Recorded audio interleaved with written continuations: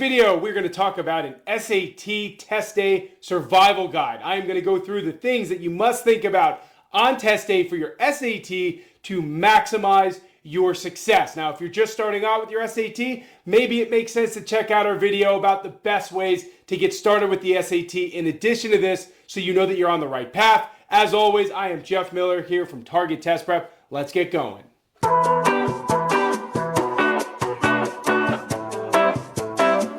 Make your morning of the SAT as normal as possible. Get up at a regular time, eat a nice healthy breakfast, not food special for the test, but what you would normally eat, which is hopefully healthy. Hydrate as you normally would so you're not parched or weak during the exam, and then maybe do a little bit of light studying and get going for the test. Certainly don't cram, don't try to fit in a practice test, of course. Just do some things that are going to get you warmed up and ready to go for your SAT.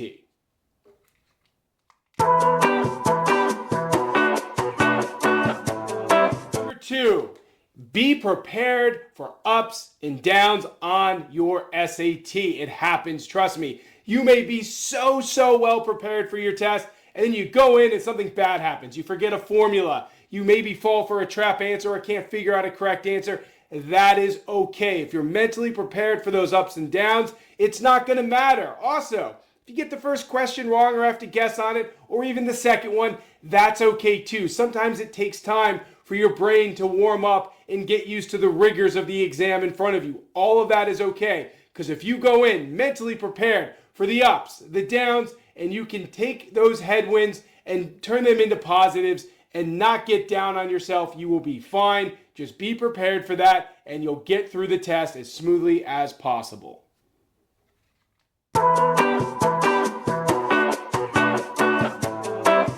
Tip number 3, do not try to guess how you're doing on the test. Look, it's human nature. We want to know, am I doing well? Am I not doing well? But if you do that to yourself, it's only going to frustrate you because you're not going to know, or you're going to start having these bad thoughts like, oh boy, I think I might have gotten a few questions wrong, so I'm not doing so well. Don't think like that. You need to focus on the question in front of you and answering that question to the best of your ability, and the next one, so on and so forth. So no matter what, you don't have the time, you don't have the capacity to think about how you're doing. Just do the best you can, and the score will end up being the score.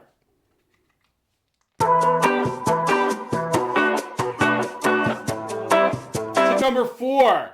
Don't let your time management strategy go out the window because it's test day. Look, you've been working hard, you've been doing practice tests, and I'm sure you've been adhering to your time management strategy into test day. That means you haven't spent 10 minutes on one question, right? And you can't do that, and you know you can't do that. So I don't care if you get to a question that you know you should get right. If you're a couple minutes into it and it's just not clicking, take a guess, save it, maybe come back to it if possible, but do not blow up your entire exam over one question. Remember, you've been doing things correctly leading up to test day. You've been studying hard. You've been doing practice tests correctly. So take those skills, take everything you did there, take those strategies, apply it to your SAT on test day, and that's going to be huge for your SAT score. Number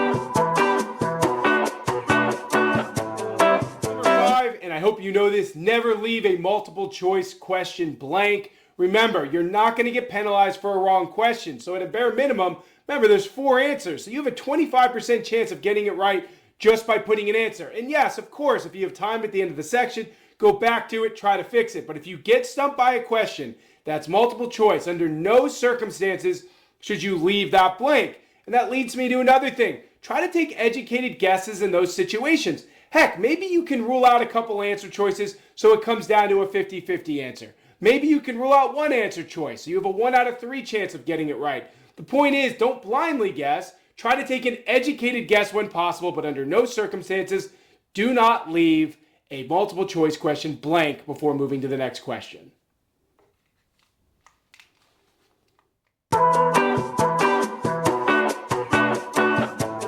Final tip, be confident during the exam, before the exam, throughout the exam, because confidence breeds success.